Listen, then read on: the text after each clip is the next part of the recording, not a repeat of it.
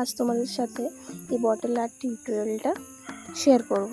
চল, ফার্স্টে আমি একটা বটল পরিষ্কার করে শুকিয়েছিলাম, দিয়ে তার উপর এই অ্যাক্রিলিকের কোটটা করেছি। অ্যাক্রিলিক করার পর এটা একটু কিছুক্ষণ শুকতে দিতে হয়েছে। তারপর আমি আউটলাইনটা স্কেচ করে নিয়েছি। এখানে আমি একটা কাপল ড্রয়িং করছি।